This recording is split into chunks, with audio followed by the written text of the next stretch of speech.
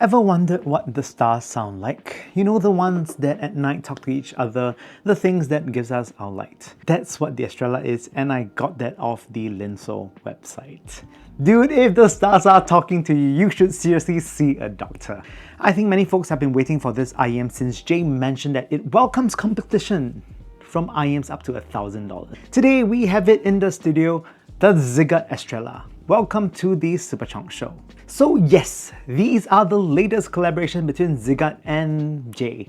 So starting off with an unboxing, the front of the sleeve features the Estrella earphones themselves against a moonlit, starry night sky.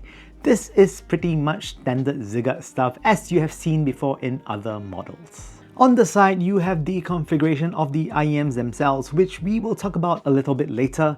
On the back, you just have more information that no one really reads. Opening the box, you find the Estrella themselves in foam with a rather large component holding the lovely case, which contains the cables as well as a set of silicone ear tips and a pair of foamies. There really isn't too much to say about the packaging as it is pretty bang on average with nothing particularly special going for it. Build quality. The Estrella has a typical custom universal shape with a very lovely sparkle finish that reminds me of the night sky. Keeping with the theme of stars, I'm quite a sucker for glittery things and I think that the chassis is pretty.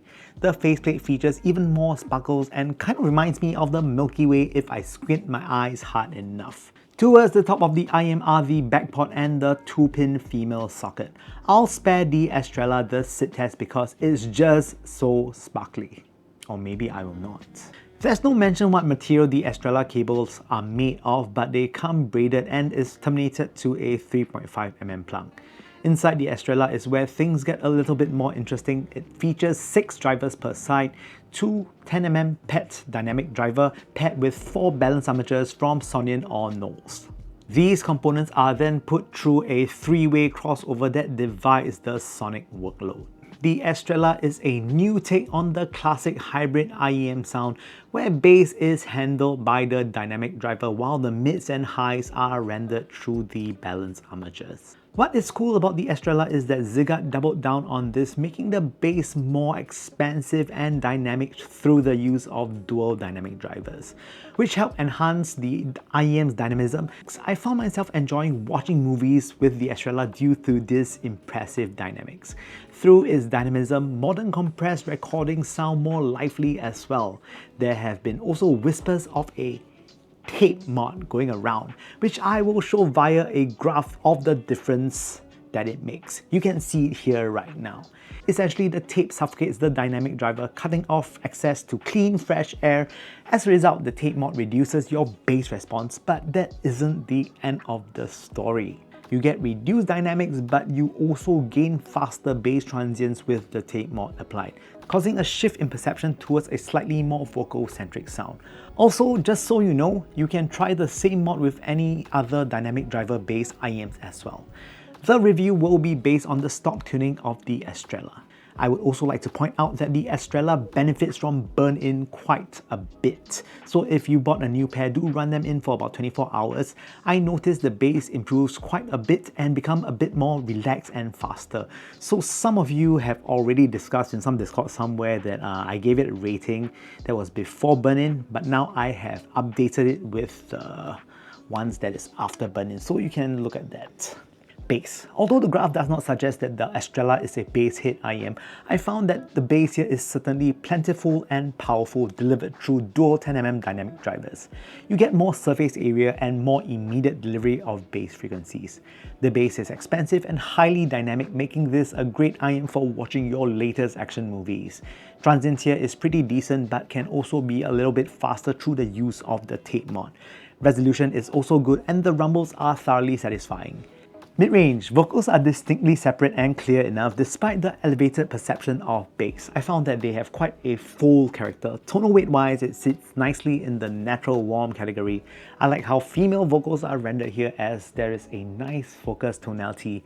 Male vocals sound full as well. When it comes to resolution, the Estrella is good overall and this is more evident in acoustic tracks where bass isn't as prominent. Treble. Treble serves as a beautiful counterpoint to the dynamic bass, which is quite present. The treble on the Estrella gives good overall definition to the tonal color and aids in the overall balance of the earphone. I did not find it to be harsh. It is certainly airy despite it being a more bottom-heavy IEM. Soundstage. Firstly, when it comes to width and height, the Estrella sounds big, thanks to its dynamics. This helps craft a larger width and height perception, making it very fun to listen to. I would say that it sounds like a small concert hall, which is impressive for an IEM. Next up, depth and positioning. Depth on the Estrella is great as the dynamics allows for a good perception. Positioning is above average, although I feel that transients could be a tad faster to aid in better positioning. And of course, a review is meaningless without some comparison. So firstly, versus the DUNU Da Vinci. The thing is, I found that the Estrella to be rather similar to the Da Vinci. Both are very dynamic sounding IEMs, making them perfect for movie watching. What is different between them is that I found the Estrella to have a bit more dynamics and has a bit more natural tonal weight compared to the sweeter sounding Da Vinci. The Estrella has a more prominent bass section and a more prominent upper mid section. If you ask me, I prefer the Estrella. So next up, versus the Tangzu Nezha. The Tangzu Nezha is a warm sounding IEM that was quite interesting when it was launched, featuring 6 balance amateurs and 1 EST. It delivers a warm rendering. I found vocals of the Nezha to be sweeter sounding compared to the Estrella. So if you're the type of person who likes a thicker, sweeter vocals, this might be your jam.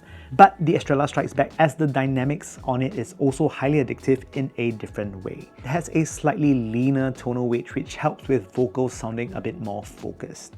Moving on to some things that I like and dislike about the Estrella. So really what impressed me on the Estrella was the dynamics. It's a pair of IEM that I would bring on my next plane ride to the US to CanJam SoCal, which is an 18-hour flight from Singapore, to binge on movies, or even on my ROG Ally. It's perfect for games as well, because the boom zoom zooms is really quite nice. For music, I like them on modern, highly compressed tracks as the dynamics again allows for a more livelier listen.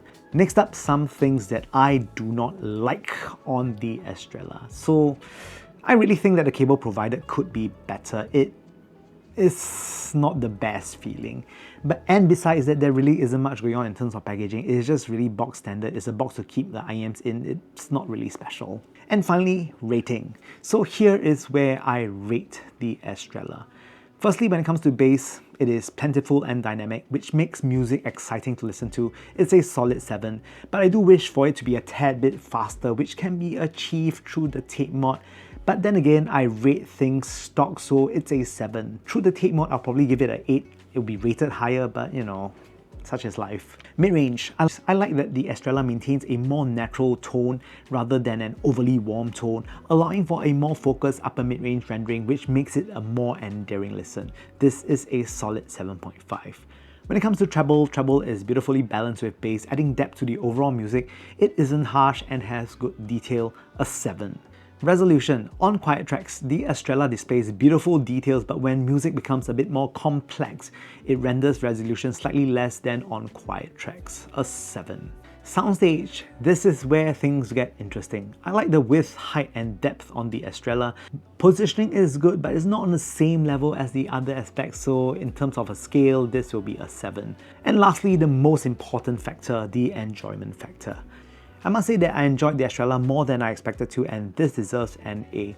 It certainly benefits from a burn-in, and this is where I changed my initial assessment of it from a B to an A, because after burn-in, it is a different beast. Finally, in conclusion, it's a bit of a surprise to me that I enjoyed the Estrella that much. I must admit that my first impression prior to burn-in was a bit of a mixed bag, but after giving them some hours, they are quite a listen. With that said, I hope you enjoyed this week's episode of the Super Chunk Super Audio Show. If you like the content, please press the like and subscribe button right here down below. It will help me out immensely. With that said, if you guys are in the US and will be at CanJam SoCal, you can see me there, and I hope to meet you guys soon. With that said, I hope to see you guys soon.